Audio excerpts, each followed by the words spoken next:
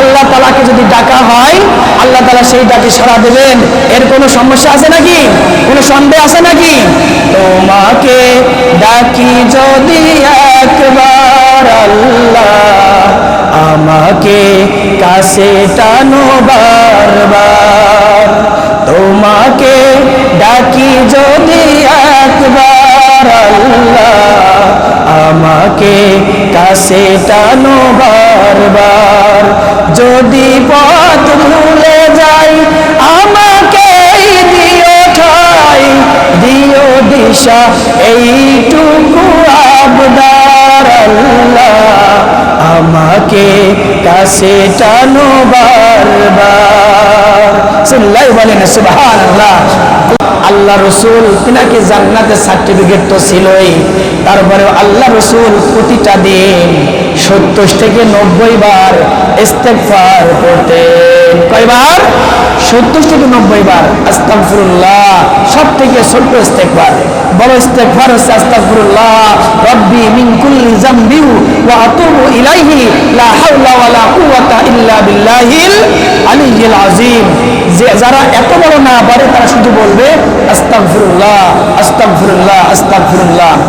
তওবা সম্পর্কে আল্লাহ তাআলা কুরআনুল কারীমে সূরাতুত তাহরীমের 8 নম্বর আয়াতে বলছেন, ইয়া আইয়ুহাল্লাযীনা আমানু তুবু ইলাল্লাহি তাওবাতান নাসুহা আসা রাব্বুকুম আন ইউকাফিরা আনকুম সাইয়্যাতিকুম ওয়া ইউদখিলাকুম জান্নাতিন তাজরি মিন তাহতিহাল আনহার।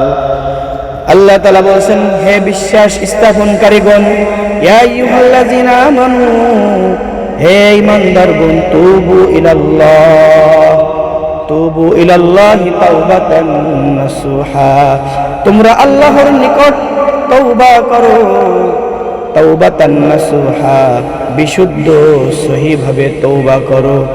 আসা রাব্বুকুম আন ইউকাফিরা আনকুম সাইয়্যাতিকুম, সম্ভবত তোমাদের রব তোমাদের মন্দ কাজগুলি মোচন করে দিবেন এবং তোমাদেরকে দাখিল করবেন। ওয়া ইউদখিলাকুম জান্নাতিন তাজরি মিন তাহতিহাল আনহার, তোমাদেরকে দাখিল করবেন জান্নাতে যার পাদদেশে নদী প্রবাহিত রয়েছে। বলেন সুবহানাল্লাহ। তওবা সম্পর্কে ইবনে মাজাহ 4250 নম্বর হাদিসে রাসূলুল্লাহ সাল্লাল্লাহু আলাইহি সাল্লাম বলেন, আত-তাইবু মিনাজ যামবি কামাল্লা যামবালা, গুনাহ থেকে তওবাকারী ব্যক্তি এমন হয়ে যায় যেন তার জীবনের কোনো আর গুনাহ নাই। সুবহানাল্লাহ। আল্লাহ রাসূল সাল্লাল্লাহু আলাইহি সাল্লাম বলেন, মান লাম ইয়াসিমাল ইস্তিগফার জালাল্লাহু লাহু জি কুল্লি মাখরাজা, যে ব্যক্তি এই ইস্তিগফারের আমল করবে, 24টা ঘন্টায় মাঝে মাঝে আমল করবে, তার জন্য আল্লাহ তাআলা 5টা উপকার রেখে দিয়েছেন। কয়টা? 5টা উপকার রেখে দিয়েছেন।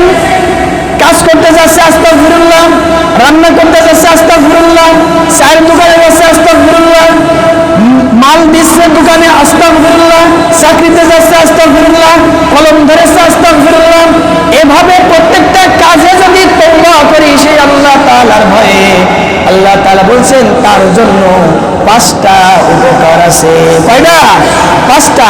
1 নম্বর উপকার হচ্ছে যে তিনি সব সময় বিপদ মুক্ত থাকবেন।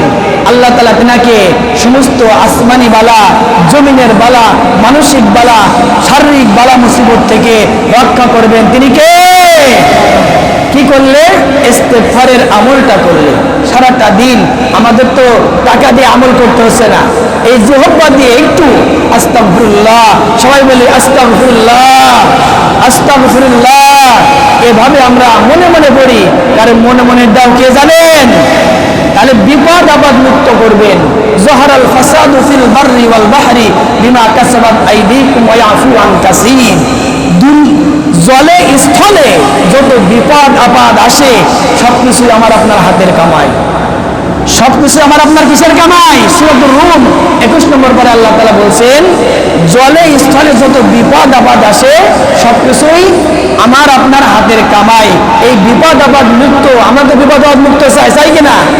কত বিপদ আপদ, এই বিপদ আপদ মুক্ত যদি পেতে চাই তাহলে সবসময় ইস্তেগফারের যে আমলটা এটা করব। আল্লাহ তাআলা তৌফিক দিন, বলেন আমিন।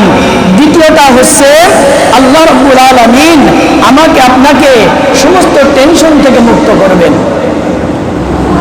ওয়া মিন কুল্লি হাম্মিন ফারাজা, আল্লাহ রাসূল সাল্লাল্লাহু আলাইহি সাল্লাম বলেন যে ব্যক্তি ইস্তেগফারের আমলটা করবে তাকে আল্লাহ তাআলা টেনশন মুক্ত করবেন। ছেলে মেয়ে মানুষ হচ্ছে না টেনশন, টাকা নেই টেনশন, চাকরি নেই টেনশন, ফসলের সমস্যা টেনশন, ব্যবসায় লস টেনশন, চাকরিতে সমস্যা টেনশন। টেনশন মুক্ত কেউ আছে নাকি? আবার এখন আবার নতুন টেনশন, যাদের ইঞ্জিন চালিত গাড়ি আছে তেলের টেনশন। কথা বলেন ঠিক কিনা? তেলের সিরিয়াল আছে কিনা? এই যে টেনশন আর টেনশন, এই টেনশন থেকে মুক্ত করবেন তিনি কে? এই যে আমাদের তো গাড়ি ঘোড়া আছে, মনে করেন যে বেশি সমস্যা মোটর সাইকেল আছে, ওটা মনে করেন লাইন ধরেছে তা খামারাইলে এবার একেবারে সুন্দরবন, মানে প্রতিটা পাম্পে এমন টেনশন। এই টেনশন একমাত্র মুক্ত করার মালিক তিনি কে? একমাত্র মুক্ত করার মালিক আল্লাহ। এই টেনশন, সমস্ত টেনশন থেকে যদি আমরা মুক্তি পেতে চাই তাহলে আমরা বেশি বেশি ইস্তেগফার করব, হালাল জিনিস ভক্ষণ করব। আল্লাহ তাআলা কবুল করুক, বলেন আমিন।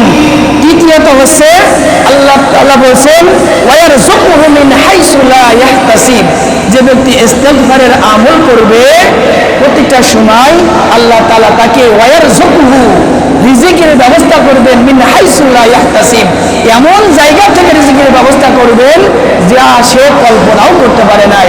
বলেন সুবহানাল্লাহ।